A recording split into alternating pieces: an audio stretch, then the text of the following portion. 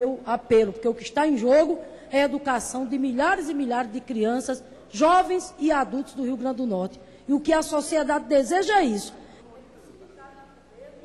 O sindicato e o governo sentem à mesa e cheguem num entendimento. E o entendimento é o governo atender às legítimas e justas reivindicações dos meus colegas trabalhadores da educação do Rio Grande do Norte. Muito obrigada. Continuando o grande expediente, conceda a palavra ao nobre deputado Assis do Couto, PT do Paraná. Vossa Excelência dispõe de até 25 minutos.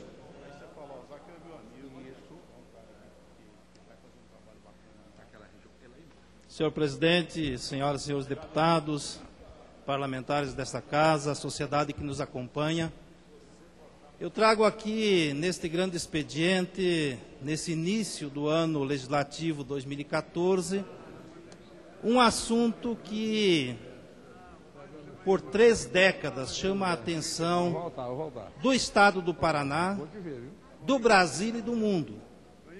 A chamada Estrada do Colono no Parque Nacional do Iguaçu, fronteira entre Brasília e Argentina, localizado próximo às Cataratas do Iguaçu, a grande hidrelétrica binacional, a Itaipu, região oeste do estado do Paraná e sudoeste do Paraná, colonizada por gaúchos, catarinenses. Enfim, uma região muito bonita, muito pujante, que foi caminho também de colonos que vieram do sul até o centro do país, até o centro-oeste. Este fato do fechamento da estrada, todos os conflitos gerados em torno dessa questão, foram notícias na região, no estado, no Brasil e no mundo inteiro por alguns anos. Eu quero primeiro contextualizar, por isso estou fazendo essa introdução, sobre o que é esse fato. Segundo, quero tentar aqui em poucos minutos, presidente, mostrar que esta estrada é pré-existente, ou seja, ela foi criada antes da constituição do Parque Nacional do Iguaçu. Terceiro ponto, eu quero aqui, tenho feito esse trabalho por muito tempo, mostrar que essa estrada, o fechamento desta estrada, só trouxe prejuízos ambientais ao Parque Nacional do Iguaçu.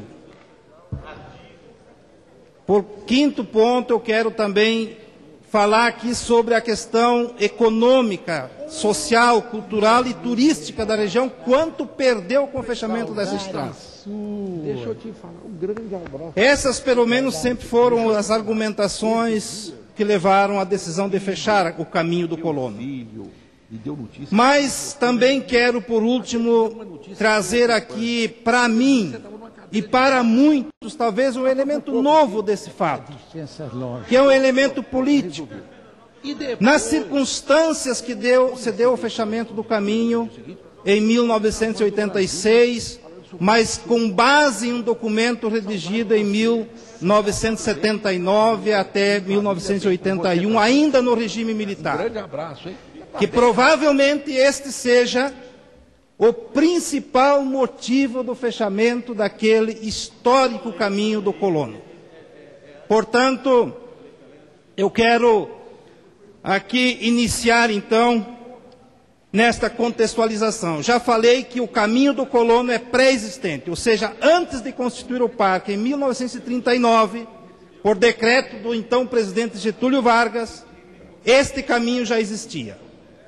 Foi caminho indígena, era um caminho do Piabiru, era um ramal que ligava o Tapé, no Rio Grande do Sul, com os povos guaranis de Guaíra.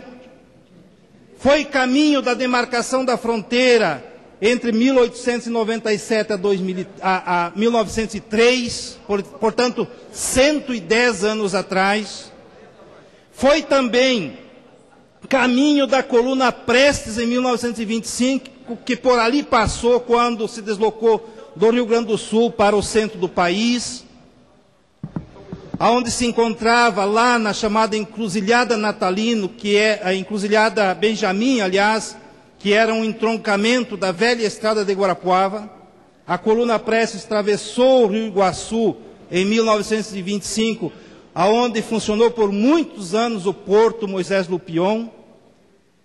Portanto, e depois, na década de 50, 60 e 70, centenas e milhares de famílias por ali passaram, vindas do Rio Grande do Sul, Santa Catarina, para buscarem novas terras no sudoeste do Paraná, no oeste do estado, e depois, mais tarde, Mato Grosso do Sul, e Mato Grosso, Rondônia e assim por diante. Este foi um caminho utilizado inicialmente como um caminho primitivo, depois como um caminho informal, e por pelo menos 3 décadas como um caminho registrado na malha viária do estado do Paraná e do Brasil, porque era a BR-163 que ligava o sul ao norte do país. Vossa Excelência, permite, nobre deputado Assis do Couto, uma breve intervenção, no momento em que Vossa Excelência se reporta a uma rodovia importante e o trânsito da coluna Prestes, eu me permito apartear para dizer que a coluna Prestes também esteve no estado do Ceará, porque um dos seus integrantes era o grande cearense Juarez Távora. E então, quando Vossa Excelência faz esse vínculo histórico entre a coluna Prestes e a existência de uma rodovia, eu diria a Vossa Excelência que nós, no Nordeste, esperamos ainda a construção da Transnordestina, que vem do Porto de Suape, em Pernambuco, vem até a Missão Velha, no Ceará, para que, indo ao Piauí, chegue ao Porto do Pecém. Então, nós estamos nessa expectativa de que essa estrada se concretize. E, no momento em que Vossa Excelência faz essa ilação com o trânsito histórico da coluna Prestes, eu recordo, para fazer uma reclamação ao governo em relação à Transnordestina, recordo a figura do grande cearense Juarez Távora, que integrou a chamada coluna Prestes. Cumprimento a Vossa Excelência pela dissertação que faz em torno dessa temática relacionada com o Estado de Vossa Excelência. Obrigado, deputado Mauro Benevides, e quero incluir no meu pronunciamento o seu aparte. De uma parte, deputado Zé Geraldo Assis. Deputado Assis, parabenizar Vossa Excelência por estar conclamando mais uma vez ao Governo Federal, ao Ministério do Meio Ambiente, para a permissão de interligar essas regiões com essa estrada. Vossa Excelência tinha um colega deputado federal também do Paraná, o Colombo, que várias vezes me falou dessa estrada. E eu penso que o desenvolvimento ambiental não pode atrapalhar exatamente as melhorias do povo de uma região. Pelo que Vossa Excelência me mostra no mapa, esta travessia faz com que as famílias deixem de andar 300, 400 quilômetros para poder se visitarem. Então não tem cabimento. Lá no Pará, para Vossa Excelência ter uma ideia, entre os municípios de Itaituba e Jacareacanga, a Transamazônica passa dentro do Parque Nacional da Amazônia, são 100 quilômetros de parque. Isso já está com 40 anos e essa rodovia nunca causou dano nenhum ao parque. Portanto, me parece que está na hora de ser revisto esse posicionamento ambiental do governo federal e permitir, com condicionantes, com cuidados, com regras, que essa estrada volte a funcionar para que a população dessa região faça num percurso menor, num tempo menor, nesse trecho de estrada que não sei por que não foi reaberto até hoje. São algumas variáveis ambientais nesse país que muitas vezes foge da nossa compreensão, que nós precisamos romper com elas. Obrigado, deputado Geraldo. Também incluo o seu aparte aqui no meu pronunciamento. Queria só concluir essa primeira parte, senhor presidente, dizendo que a proposta, portanto, o primeiro documento para o fechamento dessa estrada foi escrito entre 1979 e 1981, ainda no regime militar, chamado Plano de Manejo. Ainda não havia uma lei que orientasse um plano de manejo, mas foi escrito um documento que em 1986 o Ministério Público moveu uma ação contra o próprio IBDF, Instituto Brasileiro de Desenvolvimento Florestal, exigindo o fechamento da estrada. E aí fora fechada, e nós temos aí quase 30 anos de conflitos, de enfrentamentos entre a população local, o Exército, a Polícia Federal, a Polícia Militar, ao Estado brasileiro de forma desnecessária. Queria dizer o seguinte, do ponto de vista ambiental, se este era o argumento para o fechamento da estrada, nós podemos dizer o seguinte, de 1997 para cá, nós temos uma situação dramática no Parque Nacional do Iguaçu do ponto de vista ambiental. A onça, isso matéria divulgada na imprensa, pesquisa feita por biólogos, a onça pintada já está em fase de extinção naquele parque. Os biólogos dizem que tem 18, os mais pessimistas falam em 6. Na verdade, chipada, que sabe que existe, é uma única onça pintada no Parque Nacional do Iguaçu, enquanto no Parque Argentino, do lado argentino, que é um parque menor que o nosso, tem quase 100 animais de onça pintada. E os parques são só o que divide a divisa do país e o rio Iguaçu, que é um rio enorme que divide os dois parques.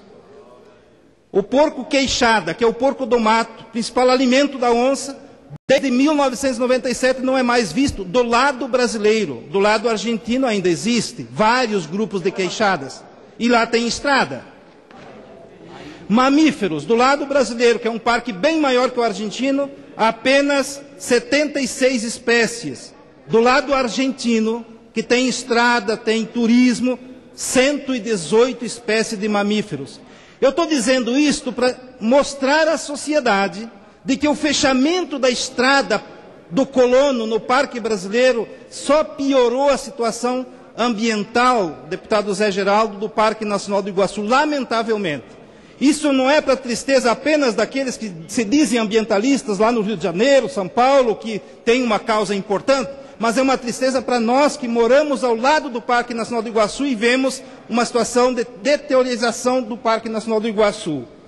O Parque Argentino tem estrada, tem turismo, tem o título da Unesco e o nosso parque não tem estrada e está jogado nas mãos de caçadores e tiradores de palmito.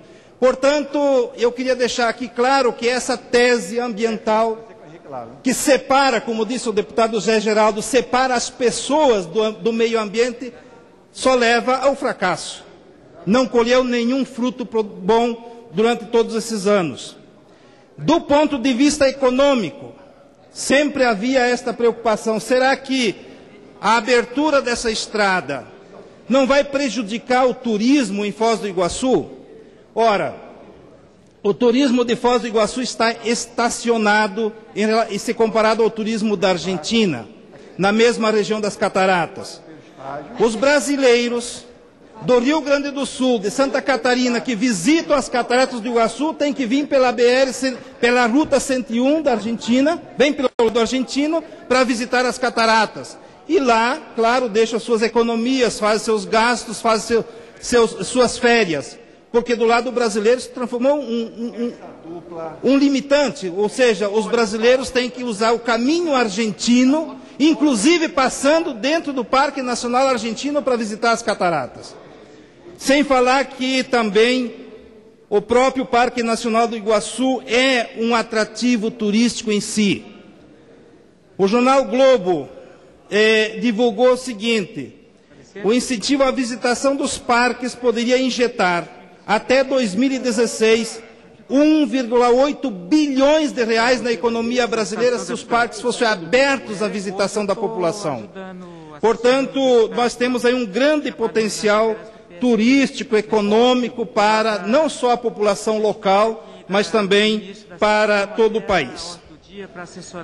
Por último, eu quero aqui comentar sobre um motivo que nós estamos considerando na nossa análise um motivo político do fechamento desta estrada. Porque de todo o resto, do ponto de vista ambiental, econômico, histórico, o fechamento foi um desastre. Ora, o caminho, como eu já disse, foi fechado com base em um documento... E o avô dele foi candidato a governador, Peixoto da Silveira. Um documento escrito entre 1979 e 1981, ainda no regime militar. Há vários estudos, eu quero aqui cumprimentar, elogiar pelo trabalho do Aloísio Palmar, que é na verdade, um sobrevivente de uma chacina que aconteceu naquela região em 1974. Já assinou, deputado Thiago? Os exilados que estavam no Chile, depois, no golpe que derrubou Salvador Allende, vieram para a Argentina, da VPR, Vanguarda Popular Revolucionária, eram 6, 8 pessoas que viviam juntas, foram induzidos a voltarem ao Brasil,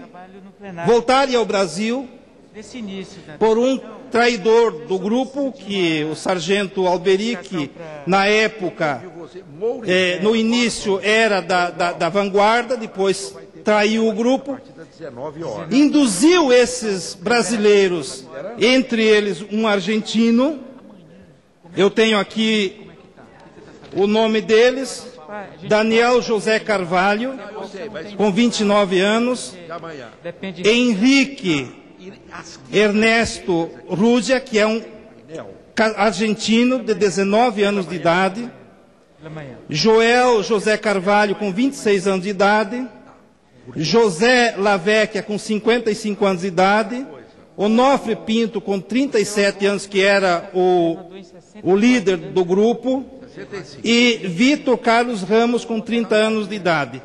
Esses são 6 desaparecidos políticos do regime militar, ainda não encontrados. No entanto, os estudos realizados, o livro escrito pelo Aloísio Palmar e também um outro livro que trata do mesmo tema, e as buscas realizadas até então, através dos vestígios encontrados, essa chacina dita aqui, que aconteceu em Medianeira, essa chacina aconteceu dentro do Parque Nacional do Iguaçu em 1974. Com exceção do Onofre Pinto, que foi a emboscada, separou ele do grupo, que teria sido desovado em outro local, os outros 5 foram deixados dentro do Parque Nacional do Iguaçu. Nós estamos fazendo esse estudo, buscando essas informações, confirmando esses fatos, não para mover o ódio, a vingança sobre o que aconteceu nessa história tão triste do país, que não aconteceu só nesta região, em várias outras regiões também nós tivemos esses acontecimentos. Mas nós estamos buscando, primeiro, que as famílias desses desaparecidos políticos tenham o direito, a dignidade de saber aonde estão os seus mortos. E possam, então, fazer um enterro religioso, conforme a confissão de fé de cada um, e colocarem as suas consciências em paz, dado todo esse processo, esse trâmite, isso tudo que aconteceu ao longo dos anos. Então é um dever do Estado brasileiro esclarecer o que houve. Aonde estão esses mortos?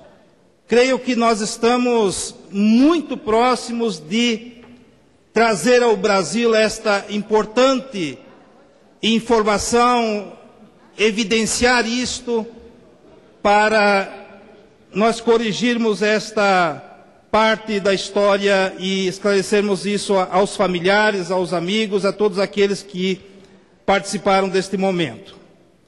Segundo, para que também a população do sudoeste do Paraná e do oeste do estado, que somam hoje quase 3 milhões de habitantes, tenha o direito de ir e vir por esse caminho histórico.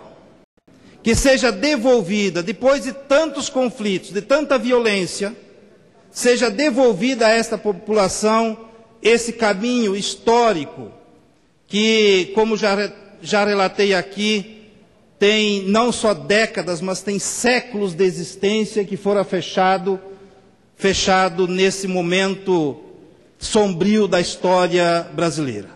Então isso é que nós estamos conclamando. Portanto, como última, talvez como uma das últimas tentativas de restabelecer a verdade sobre esse assunto, nós apresentamos aqui também um projeto de lei nesta casa, projeto de lei 7.123 de 2010, que foi aprovado na Câmara Federal, que cria nesse trajeto a Estrada Parque Caminho do Colono, aprovado na Câmara e agora tramitando no Senado Federal sob o número 60/2013.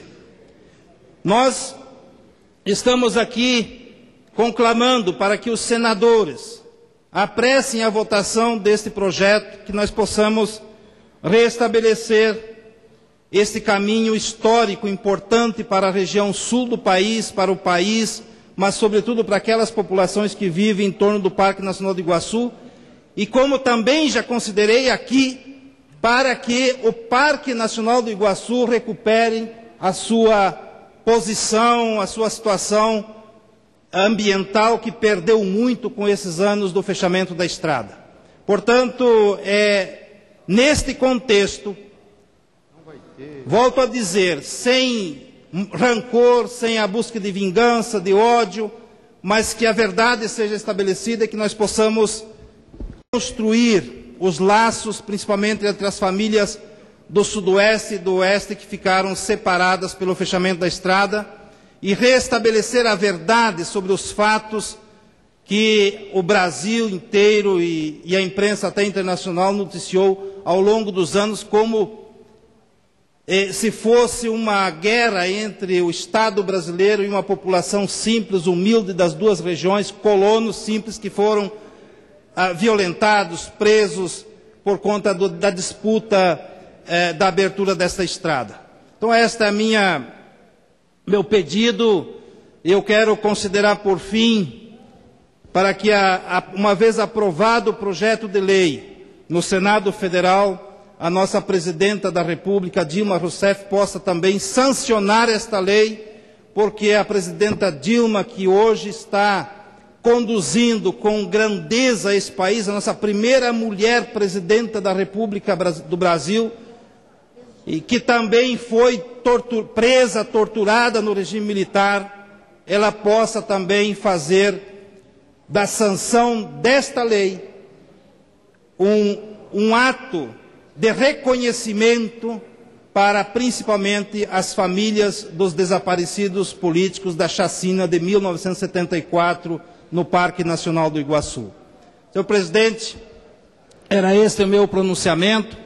Agradeço aqueles que nos acompanharam e aguardo volto a dizer, com ansiedade, com expectativa enorme, como todos aqui desta casa, que ajudaram a aprovar o projeto de lei 7.123 nesta casa, presidida a comissão especial pelo deputado do Paraná, o deputado, agora me foge aqui, e relatada pelo Nelson Padovani, e também toda a comissão especial que acompanhou e discutiu esse projeto por longas e longas audiências públicas aqui na Câmara, lá no Estado, e que agora o Senado possa concluir esta votação e a nossa Presidenta da República para sancionar essa lei, para que possamos criar a primeira estrada parque no país, legalizada, e que nós possamos, com este projeto de lei, deputado Zé Geraldo, que citou o exemplo do Pará, porque nós estamos modificando a lei do SNUC para que as demais estradas parques sejam regulamentadas no país,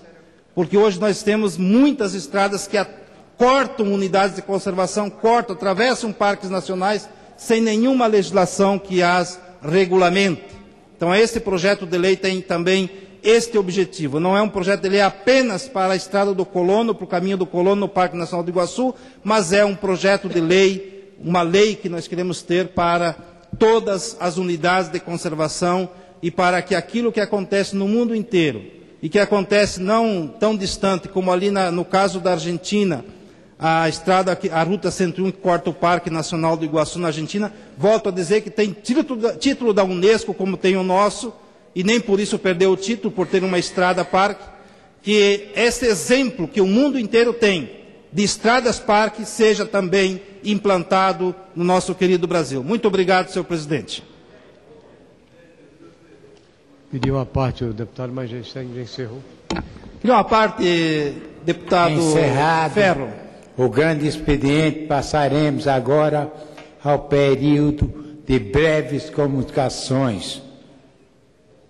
Para uma breve intervenção, o ilustre deputado Mauro Benevides. Senhor presidente, transcorre hoje o 28º aniversário da Associação dos Funcionários do Banco do Nordeste, entidade que congrega os servidores daquele estabelecimento de crédito oficial, cuja presidência ocupei em década passada, quando da redemocratização do país, com a ascensão de Tancredo Sarney, em instantes